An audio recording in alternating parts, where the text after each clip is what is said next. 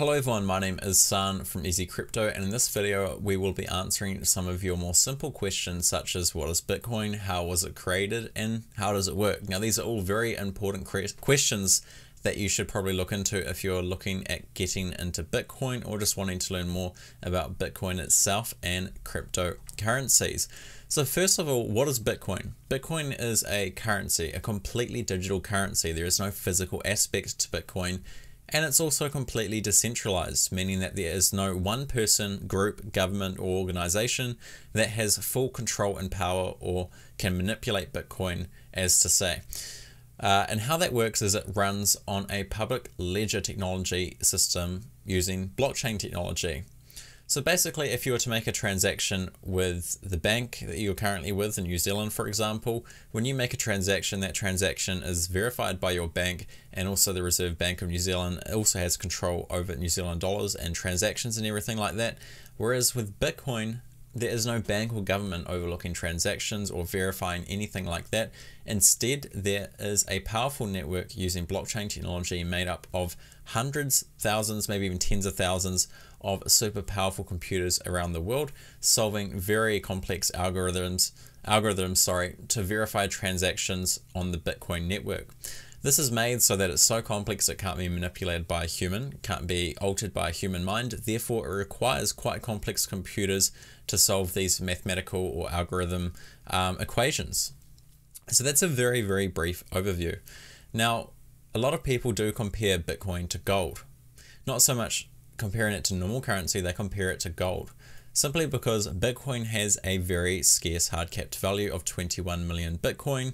Gold is quite a scarce asset. We don't actually know how much there is to be mined in the earth or left to mine, but it is a scarce asset. Therefore, it has very high value because there's not much in existence. Therefore, it's quite hard to get your hand on. As long as there's a lot of demand, and very little supply, like there is with gold, it becomes a very valuable asset over time. And that is the projection also with Bitcoin itself, considering that we can only ever have 21 million Bitcoin in existence. It's written in code, completely open source. Everyone can go read about it and find out about it. Therefore, a lot of people have projections for Bitcoin being a store of value in the future. So I've already said that Bitcoin is a digital currency. It is, but a lot of the people within Bitcoin are kind of pointing towards Bitcoin being more of a store of value asset, similar to gold, how people hold gold as a store of value over long terms, also to stay away from big market changes with traditional fiat or the stock market and things like that. So hopefully that's something that we could see in the coming years with Bitcoin becoming a competitor to traditional stores of value such as gold and silver. Now, of course, like I said, because Bitcoin is completely decentralized, there are pros and cons with this. Now, the pros are that you don't actually have anyone in charge stopping you. Anyone with an internet connection and a smartphone or a laptop or computer anywhere in the world can get involved in Bitcoin and send and receive it. So that's really cool. That's a pro. It's a completely global system. It can't really be shut down or stopped by anyone unless they shut down the whole entire internet, basically. Or it would take multiple countries all around the world to band together to try to stop the Bitcoin network from operating. Like I said, it's decentralized and there's tens of thousands, if not over 100,000 computers around the world mining Bitcoin, therefore creating the blockchain network that allows our transactions to be sent and received and verified. So Bitcoin is almost like an unstoppable train at this rate, as a platform for exchanging money or a store of value asset for the potential future. Now this might get all a little bit confusing and so on. So you might be also asking, who created Bitcoin? Now this is a very good question. If no bank, government, or single person or group of people have control over it, who created it? And surely they must have profited off it, right? That's something that most people would assume. Well, someone under the alias Satoshi Nakamoto popped up on an internet forum board back in 2009 with an idea, or a bit of an idea that he had already started. Could be a he, a she, or a they, we actually don't know, but I'm just going to say he for today, matching it to the name Satoshi. With the idea of a digital electronic cash payment system that would be completely decentralized, and therefore the idea behind Bitcoin was born. shortly after Bitcoin was released, and it's an open source project. And you can actually go onto some of these old internet forum boards and see some of the very early posts made by the person that is claiming to have created Bitcoin, Satoshi Nakamoto. Now, of course, this person has actually never come public. We still don't know to this day who this person is. There has been no solid evidence made public about who it could be. There's a lot of accusations online. There's a lot of YouTube videos where people get really in depth and try to find out, but there still is no solid evidence about who this person is, whether they're dead or alive, or whether it was a company or a group of people or a collective or even a government agency. We still don't know to this day. Now, of course, that almost seems scary for a lot of people, but in other aspects, that builds further trust. Remember, this is a completely decentralized network. It's open source. We know that Satoshi Nakamoto, the person that created it, can't profit any more off Bitcoin than anyone else because it's an open source project. You can see everything and how it works. Especially if you're a developer or good with code, you can go read that for yourself. And believe it or not, Satoshi is estimated to have a lot of Bitcoin.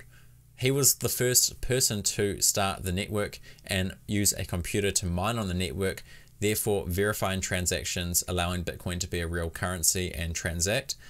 And for doing that, he was also receiving the first rewards for mining transactions. So that's how Bitcoin is released into the network.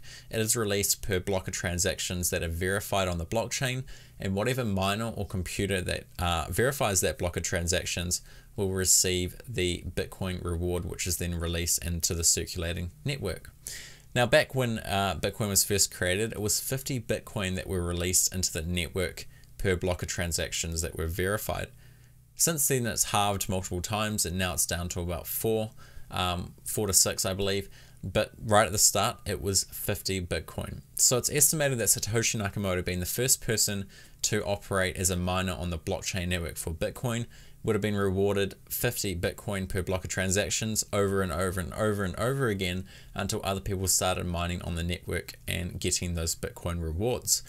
Now, there are some wallet addresses that you can go see on the blockchain, because like I said to you guys at the start of the video, it's a public ledger technology. You can actually go see every transaction that has ever been made in Bitcoin.